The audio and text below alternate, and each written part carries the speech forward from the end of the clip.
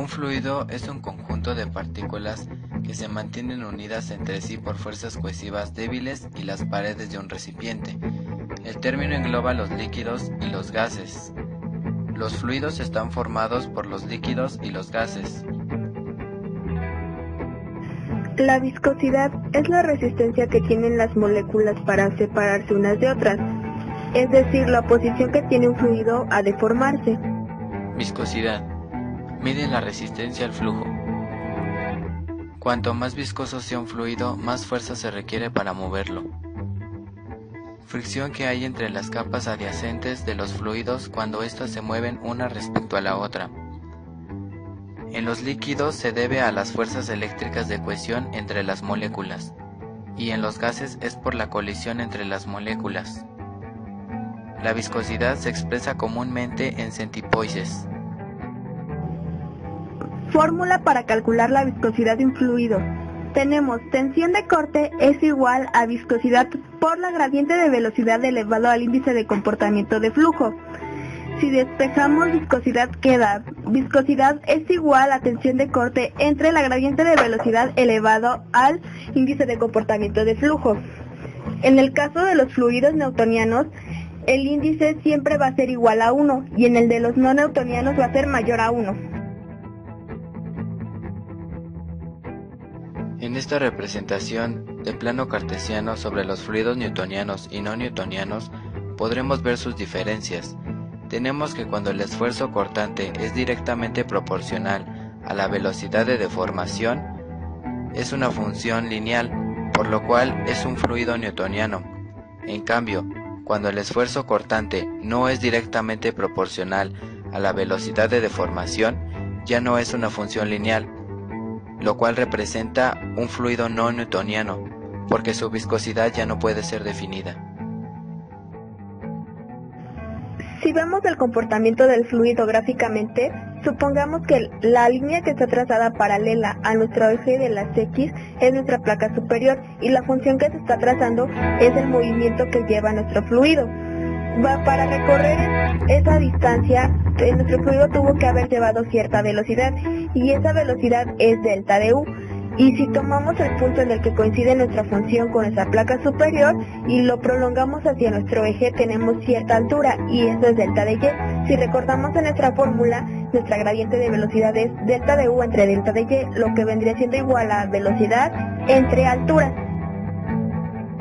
Movimiento de un fluido entre dos placas. La fuerza requerida para mover la placa superior es directamente proporcional al área de fluido en contacto con cada placa y a la rapidez, e inversamente proporcional a la separación entre las placas. La constante de proporcionalidad de esta ecuación es definida como viscosidad o coeficiente de viscosidad o viscosidad dinámica.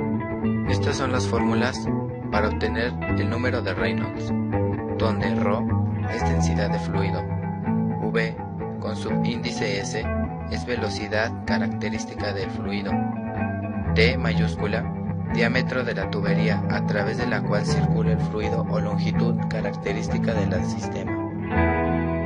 El símbolo de viscosidad es viscosidad dinámica de fluido y V es viscosidad cinemática del fluido.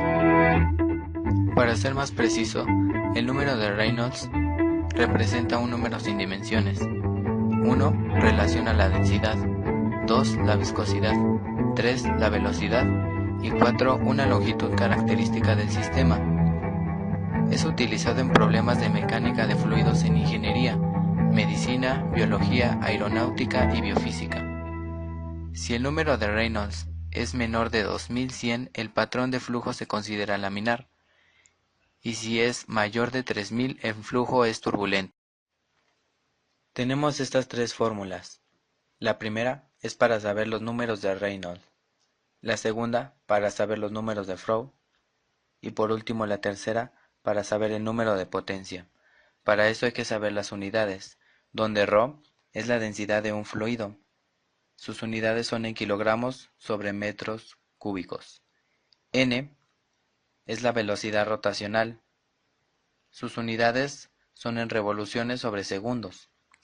D, con subíndice A, es el diámetro de impulsor. y se mide en metros.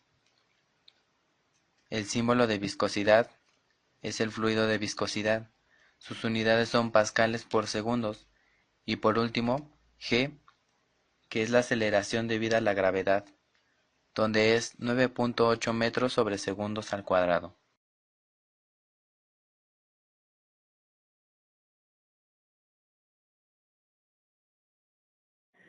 Vamos a empezar a hacer el experimento para diferenciar los fluidos newtonianos y no newtonianos.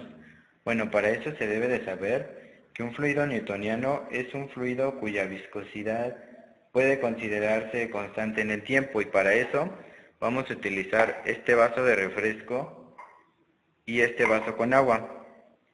Y también debemos de saber que los fluidos no newtonianos son aquellos fluidos cuya viscosidad varía con la temperatura, dependen del tiempo y no tienen un valor de viscosidad definido, por lo cual vamos a utilizar este shampoo y esta pasta dental. Ahora, en estos tubos que tenemos aquí, de este lado vamos a poner los fluidos no newtonianos y de este lado vamos a poner los fluidos newtonianos. Entonces, aquí vamos a empezar a agregar el agua. Y como pueden ver, su viscosidad no depende del tiempo, por lo cual el agua baja enseguida. Ahora vamos a ver con el vaso de refresco. Como pueden ver, es exactamente lo mismo. Su nivel de viscosidad es un poco baja. Ahora veamos. Del lado de los no newtonianos aplicamos el shampoo.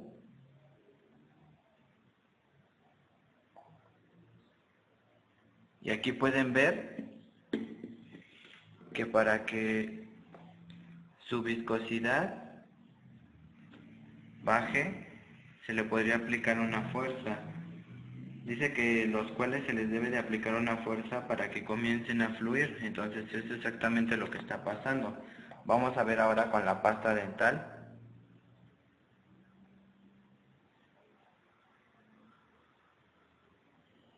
Y es exactamente lo mismo. Y pues aquí están las diferencias entre el fluido no newtoniano y el fluido newtoniano. Estos se usan en la industria química, por ejemplo en la alimentaria, en la petrolera, se aplican este tipo de fluidos, los no newtonianos, para la fabricación de pinturas, barnices, soluciones de polímeros, mermeladas y jaleas, chalecos antibalas, amortiguadores para autos, aceites de motor y manómetros. Y para los newtonianos pueden ser para la extracción de petróleo y prensas hidráulicas.